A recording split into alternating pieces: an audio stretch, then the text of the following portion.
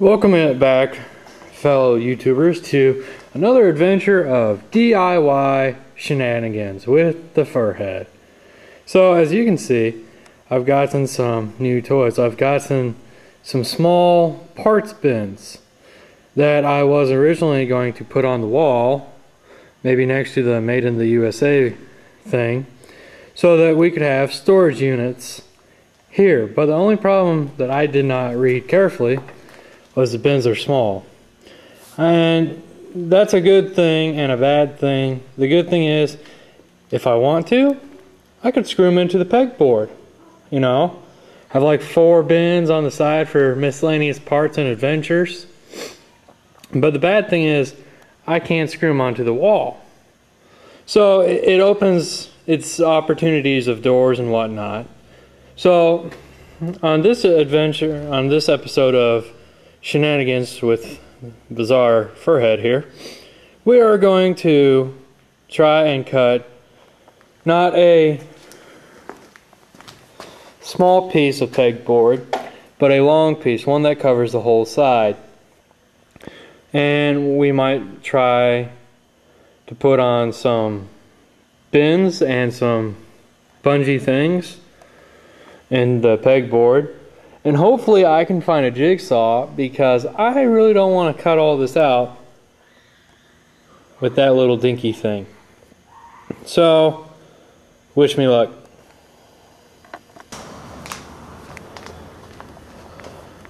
So the nice thing about pegboard is, you probably can't see my line here, but it's very easy to draw straight lines for the straight line challenge.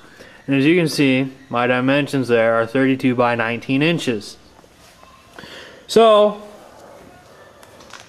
I have not been able to find a jigsaw.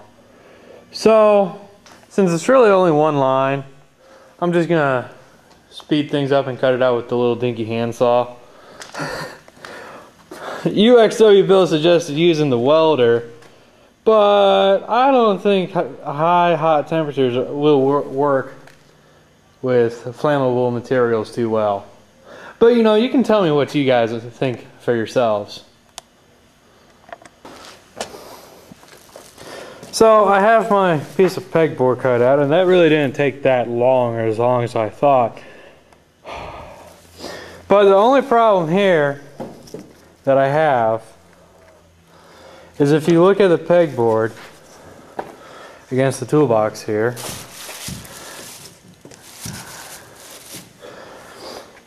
there's about an inch on each side that I won't be able to use, see? So that means if I was going to have my bungee cords would need to be at least 2 rows of dots in on each side. And what is that, maybe 4 inches there? So it would really kind of limit the effectiveness of my bungee cord, because not only is there pieces at the top, there's pieces in the middle and at the bottom. So if I'm going to put the bungee cords on, I need to measure out the dimensions for that open area, so I know where to put my hoop and end bungee cords at, right here. But that also brings up the question, am I going to have the bungee cords on the top part of the pegboard or the bottom part? And if I choose one of those areas, am I going to have a couple rows of the storage bins, or am I going to bungee cord it all? We will see. So I have my space is marked out. I'm not sure if you can see too well. And as you can see, the yellow line by the squiggles is the no area, and the inner area is the spot where the pegboards will be, or the bungee cords will be. And I have the middle brace, both ends, and the sides done. So I'm thinking that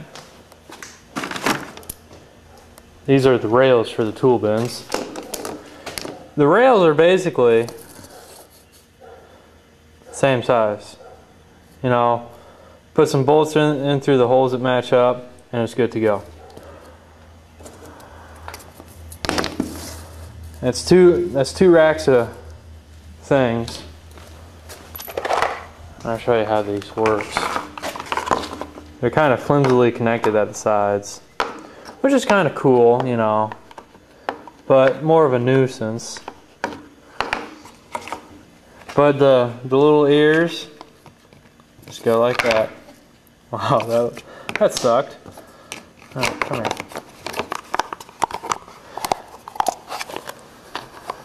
Use my gut to assist me in assembly. Be a lot easier if I had, there we go. Just locks into place right there. Right like that. So it'd be a couple bins of storage, bungee cords up top. Not sure how big of a pry bar I'd put up there. Because you see on this box it's got a nice little screwdriver slots in it, which is nice. So as you can see as I zoom out, that I have my first set of bungees, or my first bungee set into place within my guidelines, and I'm using one of my picks to help poke the end through because the end is a little too thick to go through the tiny holes. But you can see how it's going to work. It's going to hold it in position there. Might have to trim off those, I'm not sure. But it's going to hold the tool in place that I'm working with. And it'll hold it like that. And I've left a little bit of slack. So with your bigger tools, you know, let's say breaker bar. Got your breaker bar out, you're working with it. You don't want to lose everything. Better put the camera down for this one.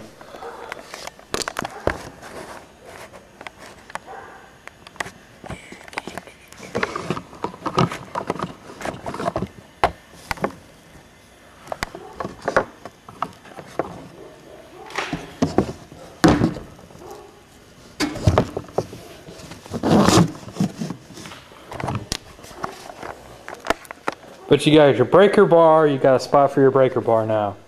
That is too big for your toolbox.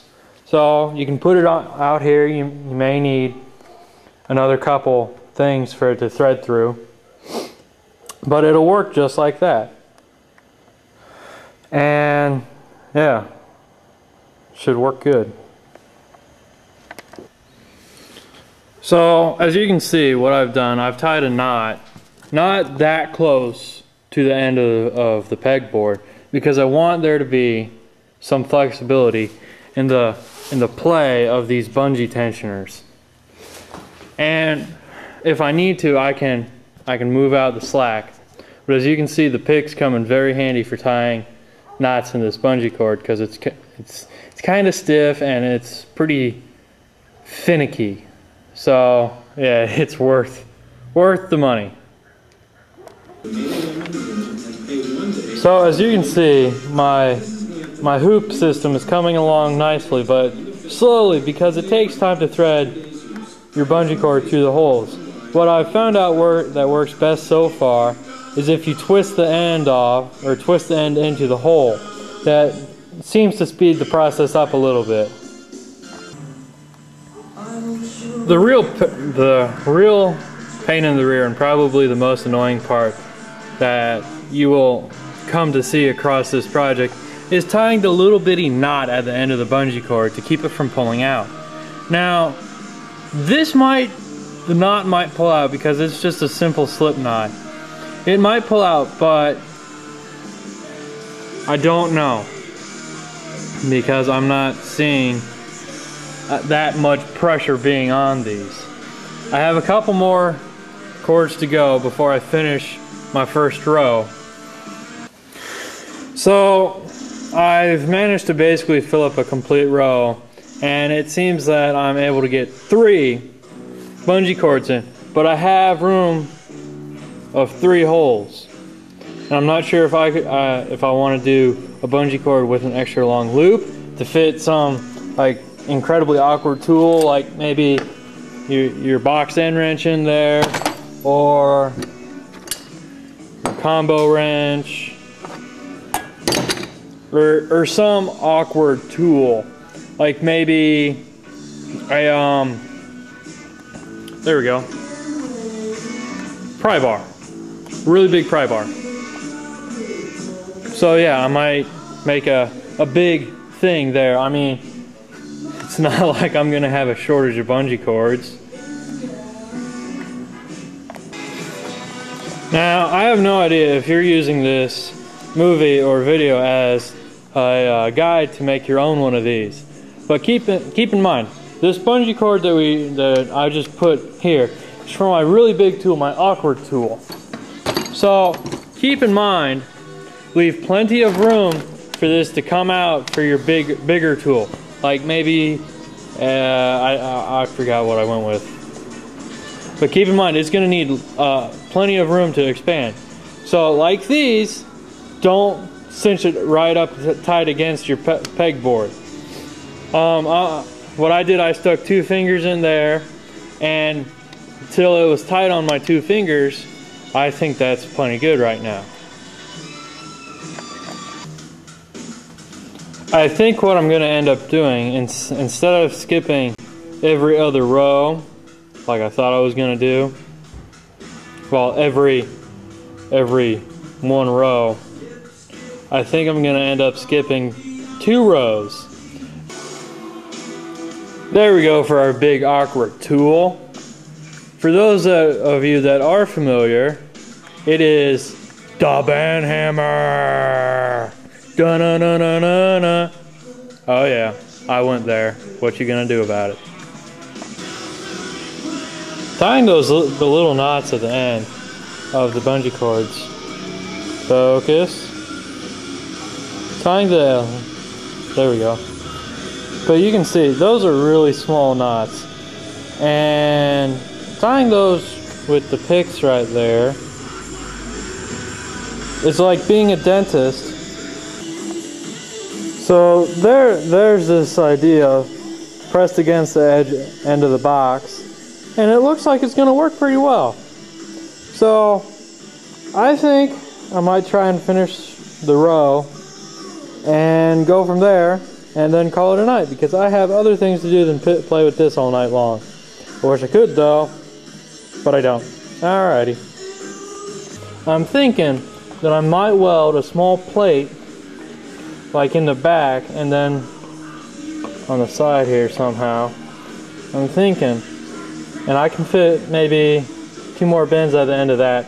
So about 6 bins that'll pull out, and they're all connected. That'll be pretty sweet.